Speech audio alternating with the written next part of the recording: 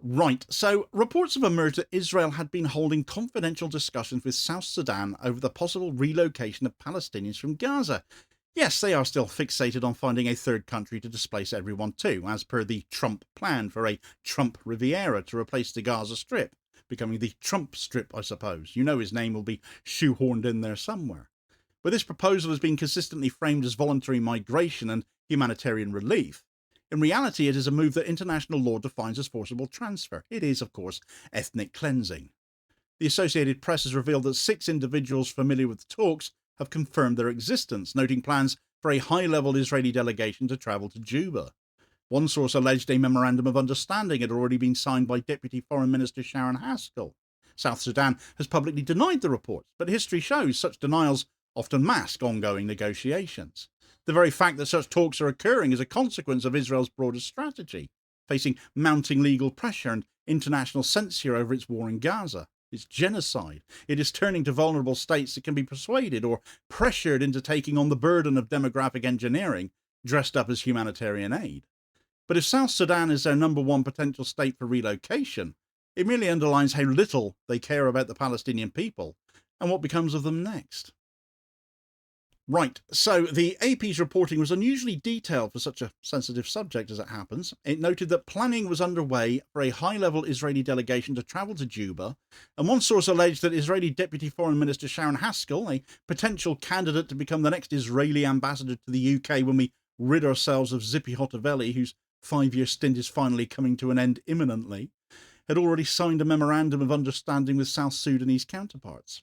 The East African press reported that although the government of South Sudan had publicly rejected the idea, there was unease within its political circles about being linked to any plan that could be seen as facilitating ethnic cleansing.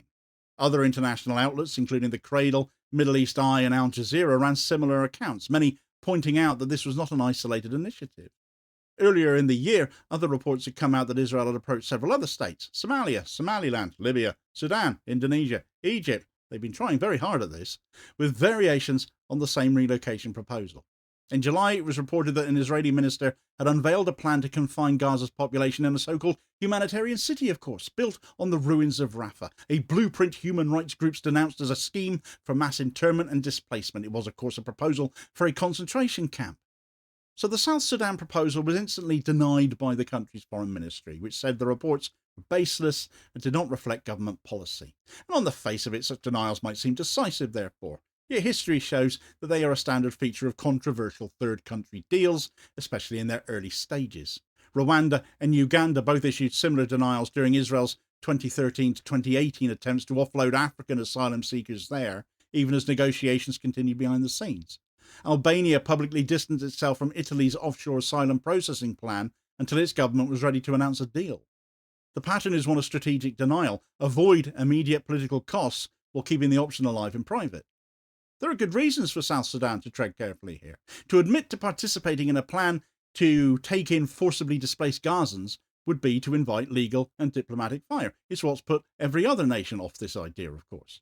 Under Article 49 of the Fourth Geneva Convention, the forcible transfer or deportation of protected persons from occupied territory is prohibited regardless of their motive. There are only 2 exceptions to that: temporary evacuation for the security of civilians or imperative military reasons, and neither applies to moving civilians into another conflict-affected state with no prospect of return.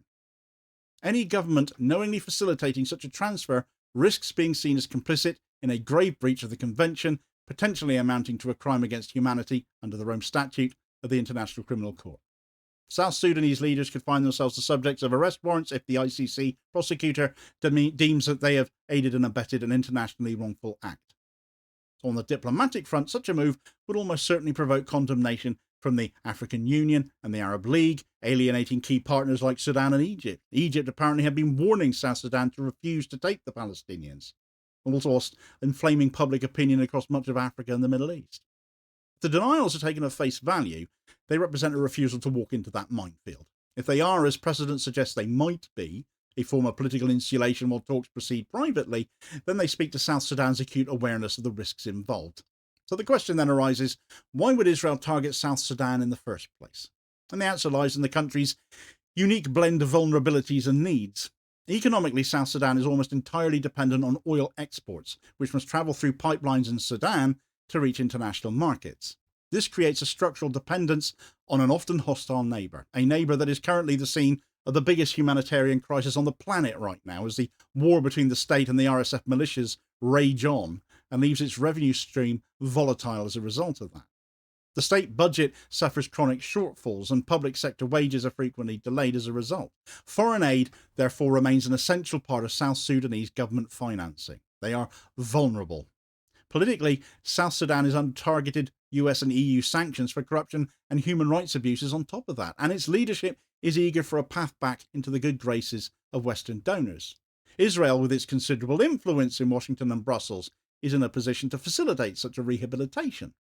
Security is another lever. The South Sudanese military is factionalized and underfunded. Internal insurgencies and cross-border tensions make it dependent on foreign training, equipment, and intelligence support.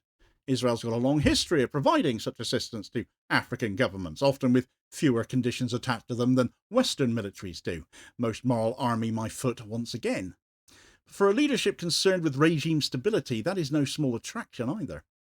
Diplomatically, as the world's newest state, independent only since 2011, South Sudan is still developing its foreign policy infrastructure. It's fewer entrenched alliances and less institutional resistance to transactional arrangements. And finally, the country exists in what might be called a low media density zone. While the humanitarian situation there is dire, South Sudan rarely commands sustained global media attention unless there is a major outbreak of violence. From Israel's perspective, that relative obscurity could make it an ideal location to quietly implement a controversial resettlement scheme away from the scrutiny that a more high-profile host might attract. But I can't see how the mass displacement of the entire people of Gaza to another state would be missed by even the mainstream media.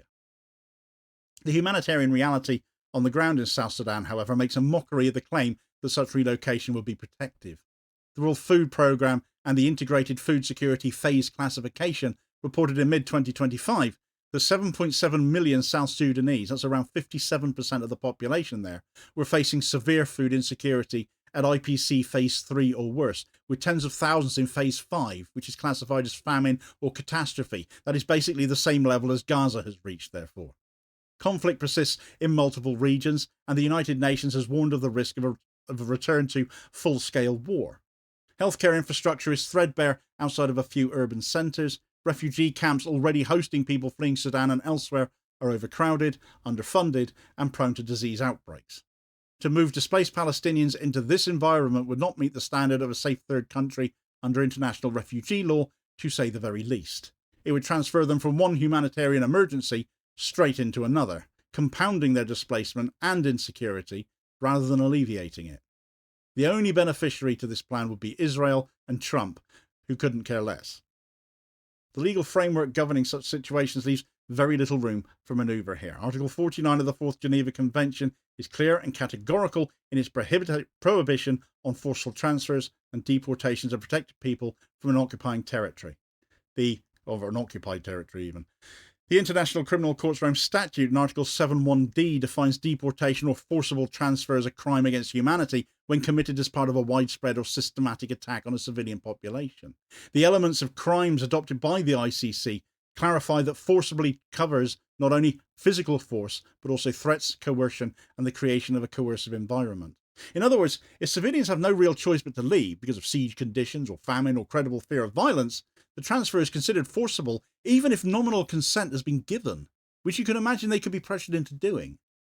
This interpretation has been reinforced in jurisprudence from the International Criminal Tribunal for the former Yugoslavia, notably in the Kirstic case concerning Srebrenica, where the forced removal of women, children, and elderly persons was held to constitute forcible transfer despite the absence of overt violence in the act of removal. The International Law Commission's articles on state responsibility add yet another layer of potential liability.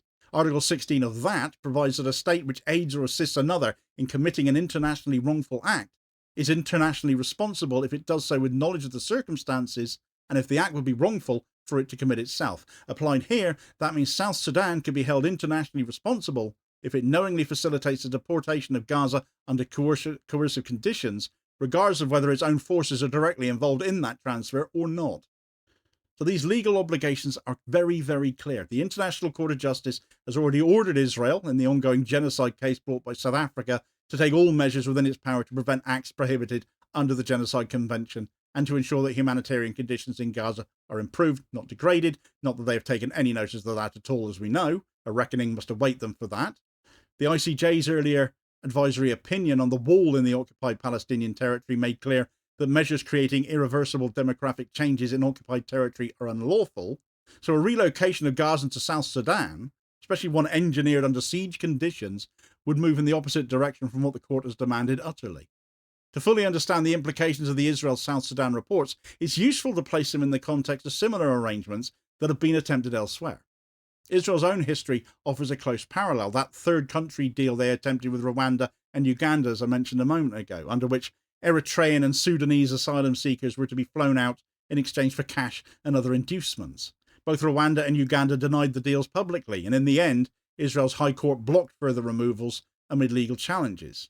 Here in the UK, the plan to send asylum seekers to Rwanda, of course, for offshore processing was ruled unlawful by the Supreme Court, and then finally scrapped by the incoming Labour government after hundreds of millions of pounds have been wasted by the Tories. The European Union and Italy's funding of the Libyan Coast Guard to intercept and return migrants to detention centres, where abuse is endemic, has drawn sustained condemnation from the United Nations and human rights groups. Australia's payments to Cambodia to take refugees from its offshore detention centres yielded only a handful of relocations, most of which failed when the transferees moved on soon after arrival. So the pattern in each case is consistent. The initiating state targets a partner that is aid-dependent or politically isolated, offers a package of incentives, frames the deal in humanitarian terms, and then faces legal and reputational blowback when the underlying coercion becomes clear. Seen through this lens, South Sudan's public denial looks less like categorical rejection and more like a holding position. The government knows the risks, legal, diplomatic, domestic, of being perceived as complicit in the forced displacement of Palestinians. It also knows the potential gains: financial aid, security assistance, diplomatic cover, sanctions getting lifted, and infrastructure projects. Strategic denial allows it to keep negotiating space open without committing itself in the court of public opinion. Ethically and politically, the stakes could hardly be higher, though. Relocating Palestinians from Gaza to South Sudan would not protect them. It would entrench their displacement and undermine their internationally recognised right to return to their homes. It would normalise the use of population removal as a tool of conflict management, sending a dangerous signal that if a state can make life unlivable for a population, it can then just export them to another country under the guise of humanitarianism. It would shift the burden of care to one of the world's most fragile states, already struggling to meet the needs of its own people. Most fundamentally, it would provide political cover for Israel's strategic aim of reshaping Gaza's demographic reality in a way that makes the restoration of Palestinian sovereignty even harder. The phrase voluntary migration cannot withstand serious scrutiny in this context. It's a joke. In a territory where the civilian population is under siege, facing bombardment and famine, the choice to leave is not a choice at all. It is, in the words of international law, a coerced decision made in the absence of viable alternatives. That makes it forcible transfer. That makes it ethnic cleansing, no matter how it is dressed up in diplomatic language. The evidence, the precedent, and the law point to only one conclusion. This is not about protecting civilians. It is about clearing territory, as if there is any doubt in our minds about that anyway, even if I hadn't already explained the whys and wherefores of this plan. Relocating Gazans to South Sudan would deepen their displacement, undermine their right to return, and outsource their suffering to one of the most fragile states in the world. Yet the full story is still not over. If the plan proceeds, it could lock in a permanent demographic change in Gaza and test the willingness of the international community to enforce its own laws. If it dies in denial, it will still stand as proof that forced displacement is no longer unthinkable in polite diplomatic company. What comes next, whether through quiet implementation or public collapse, could determine not just Gaza's fate, but whether forced transfer becomes a normalised tool of 21st century conflict. And it'll be another nail in the coffin of the UN and those international legal frameworks I've aforementioned, which they supposedly defend.